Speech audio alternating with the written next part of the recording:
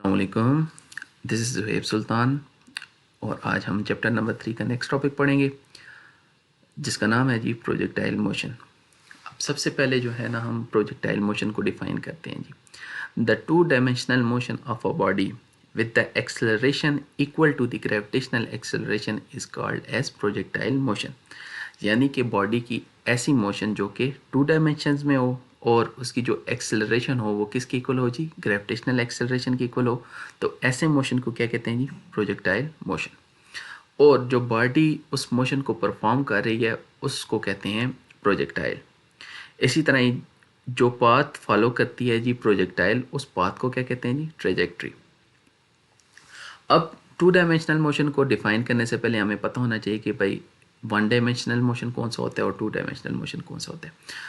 अब अगर एक बॉडी को आप ग्राउंड से उठाते हो और किसी हाइट पे लेके जाते हो तो उस मोशन को क्या बोलोगे जी, वन डायमेंशनल मोशन। इसी तरह ही अगर उस बॉडी को आप अलोंग द ग्राउंड, ठीक है, उसके अलोंग अगर आप मूव करते हो तो उस मोशन को क्या बोलोगे जी, इन वन डायमेंशनल मोशन, ठीक है। इसी तरह अब इस बॉडी को देखें जी, इस बॉडी को आपने इस पॉइंट से मूव करवाया है इस पॉइंट तक, ठीक है। अब देखें इस बॉडी को आपने वाई एक्सिस के अलॉन्ग भी कुछ मूवमेंट करवाई और इसी तरह ही इस बॉडी को मूवमेंट करवाई जी एक्स एक्सिस के अलॉन्ग। अब अगर आप इस बॉडी के देखें कि इस बॉडी ने जो वाई एक्सिस के अलॉन्ग जो मूवमेंट की उसको आपने किसके साथ डिनोट किया जी, हाइट के साथ, और जो एक्स एक्सिस के अलॉन्ग जो उसने मूवमेंट या मोशन की तो उसको आपने किसके साथ इंडिकेट किया जी, रेंज। और ये देखें ये जो पाथ उसने फॉलो किया इस पाथ को कहते हैं जी ट्रेजेक्ट्री। तो ऐसे मोशन को क्या कहते हैं जी, टू डायमेंशनल मोशन। अब इसको थोड़ा सा और एक्सप्लेन करते हैं जी। A perfect projectile motion is when air resistance is neglected and there is only one force acting on a body and that is gravity. मतलब क्या कि हम कहते हैं कि परफेक्ट प्रोजेक्टाइल मोशन तब होगा जब आप एयर रेजिस्टेंस को क्या कर दें जी, निगलेक्ट कर लें। मतलब कि किसी किस्म की कोई एयर रेजिस्टेंस नहीं हो और जो उस बॉडी के ऊपर जो फोर्स एक्ट कर रही हो वो सिर्फ और सिर्फ एक ही फोर्स हो जो कि ग्रेविटी के उसके ऊपर जो फोर्स एक्ट कर रही है वो ही सिर्फ और सिर्फ फोर्स उसके ऊपर एक्ट कर रही हो। अब जी the angle of projection is greater than 0 degree and less than 90 degree. अब देखें जी ये जो आपको थीटा नज़र आ रहा है ना, ये आपके पास है जी एंगल ऑफ प्रोजेक्शन, ठीक है। एंगल ऑफ प्रोजेक्शन है ये जी 0 डिग्री और 90 डिग्री के दरमियान में होता है। अब देखें 0 एंड 90 डिग्री के दरमियान होने क्यों होना चाहिए, अब उसको जो है ना थोड़ा सा डिफाइन इस वजह से कहते हैं कि देखें जी because at 0 degree there is no height. देखें अगर 0 डिग्री के ऊपर देखें तो 0 डिग्री के ऊपर किसी किस्म की कोई हाइट नहीं होगी।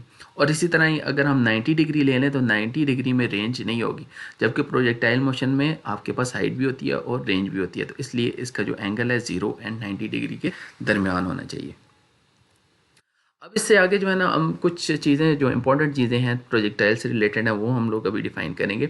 The horizontal component of velocity is constant through out the motion so the acceleration along horizontal axis is zero. अब ये देखें ये आपके पास एक प्रोजेक्टाइल मोशन मैंने ड्रॉ किया हुआ है। इसमें देखें ये जो वी एक्स है इस पॉइंट से लेके आप देखें इस हाइट वाली पॉइंट पे भी आ जाएँ और ये इस एंड वाले पॉइंट पे भी आ जाएँ। थ्रू आउट दी अगर आप ट्रेजेक्ट्री अगर देखें वी एक्स कंपोनेंट जो है वेलोसिटी का वो क्या है जी, कांस्टेंट। आप देखें एक ही तरह का ही है, उसका लेंथ कितनी है जी, सेम है।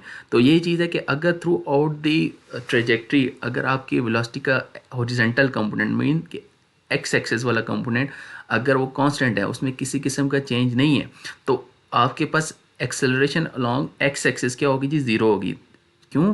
क्योंकि आप कहते हो कि rate of change of velocity acceleration की इक्वल होती है।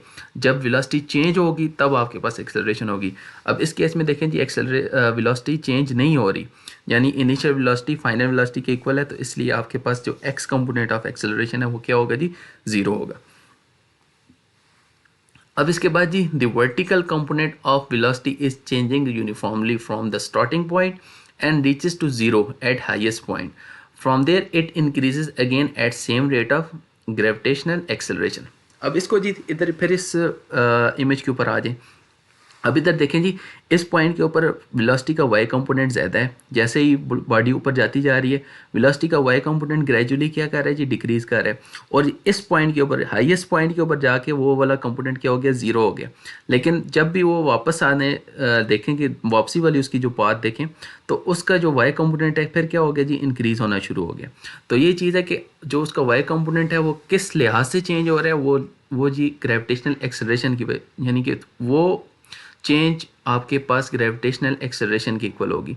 तो इसलिए आपके पास जो y कंपोनेंट ऑफ एक्सेलरेशन है वो आपने किसके इक्वल ले लिया जी, g के इक्वल ले लिया। अब जी थर्ड जो इसमें मेन चीज़ है डिफाइन करने वाली, when the projectile is moving upward we will take the value of g negative and when moving downward we will take the value of g positive. यही चीज़ है कि जैसे ही ये बॉडी ज़मीन से दूर जाएगी तो हम g की वैल्यू क्या लेंगे, नेगेटिव लेंगे, और जिस तरह ही वो ज़मीन के करीब आने लगेगी तो हम g की वैल्यू क्या लेंगे जी, पॉजिटिव लेंगे। अब जी अब देखें, ये तो हमने प्रोजेक्टाइल को डिफ़ाइन कर दिया, उसको बता दिया कि भाई प्रोजेक्टाइल मोशन क्या होता है। उसके बाद फिर हमने ये भी बता दिया कि भाई एक्स एक्सिस में जो एक्सेलरेशन होगी वो किसके इक्वल होगी और वाई एक्सिस में किस तरह की एक्सेलरेशन होगी। अब देखें जी, सबसे इसके बाद जो है ना हमने जो मालूम करना है वो इंस्टेंटेनियस वेलोसिटी मालूम करनी है कि कोई भी प्रोजेक्टाइल है तो उसकी इंस्टेंटेनियस वेलोसिटी क्या होगी। अब देखें जी, इसको जो है ना आके ड्राइव भी करते हैं कि instantaneous velocity, when the projectile is throne from ground with an initial velocity vi, then the velocity have two component, one along x axis and the other along y axis। अब देखें जी, ये आपने इधर से इसको जैसे ही रिलीज़ किया तो आपके पास जो वेलोसिटी के जो दो कंपोनेंट बने y axis and x axis के अलॉन्ग। तो x कंपोनेंट क्या है जी, v i x is equal to v i cos of theta, और v जो y कंपोनेंट है उसका क्या है जी, v i y is equal to v i sine of theta. तो आपने इसको इक्वेशन नंबर 1 एंड इसको इक्वेशन नंबर 2 का नाम दे दिया। अब हमने जी इंस्टेंटेनियस वेलोसिटी मालूम करनी है, ठीक है। तो उसके लिए हम क्या यूज़ करेंगे जी, फर्स्ट इक्वेशन ऑफ मोशन, ठीक है। तो फर्स्ट इक्वेशन ऑफ मोशन है आपके पास v f is equal to v i plus a t, ठीक है। अब हम जो है ना इसको पहले इस इक्वेशन को with respect to x axis लिखेंगे, फिर with respect to y axis लिखते हैं। अब विद रिस्पेक्ट टू अगर एक्स एक्सिस लिखें तो ये देखें, ये सारी वैल्यूज़ किसके अलॉन्ग हो जाएंगी जी, एक्स एक्सिस के अलॉन्ग हो जाएंगी। अब देखें, आपने पहले ही जो पिछली स्लाइड में अगर आपने देखा है कि a x is equal to zero हमने डिफाइन किया था कि एक्सेलरेशन अलॉन्ग एक्स एक्सिस क्या होगी जी, जीरो होगी। तो अगर इसमें आप एक एक्स की वैल्यू जीरो पुट करें तो आपके पास ये इक्वेशन बनती है जी, ठीक है। अब जैसे ही आप देखें कि आपके पास v of x is equal to v i of x हो जाएगा, ठीक है। और वी आई एक्स आपने ऊपर पहले इक्वेशन नंबर 1 से क्या चीज़ डिफाइन किया जी, v i cos of theta. तो आपके पास v f of x is equal to v i cos of theta, और आपने इसको क्या दे दिया जी, इक्वेशन नंबर 3 का नाम दे दिया। अब इसी तरह ही हम जो है ना इस इक्वेशन को, जो मेन इक्वेशन है वो आपके पास फर्स्ट इक्वेशन ऑफ मोशन, तो उसको आपने इन टर्म ऑफ वाई लिख दिया है, ठीक है। उसी तरह ही अब देखें जी, ए ऑफ वाई इस इधर क्या होगा जी, माइनस जी। क्यों माइनस जी के इक्वल है, क्योंकि आप इधर से बॉडी को इस डायग्राम के ऊपर देखें तो आप बॉडी को अवे फ्रॉम दी अर्थ लेके जा रहे हो, तो उस वजह से आपके पास जो जी की वैल्यू है वो क्या है जी, माइनस में। तो आपके पास ये वाली इक्वेशन बन गई जी, इक्वेशन नंबर 4। तो इंशाल्लाह अभी नेक्स्ट लेक्चर में जो है ना हम इसका टाइम पीरियड, इसकी मैक्सिमम रेंज और ये चीज़ें सारी जो है ना मालूम करेंगे। तो इंशाल्लाह मिलते हैं नेक्स्ट वीडियो में।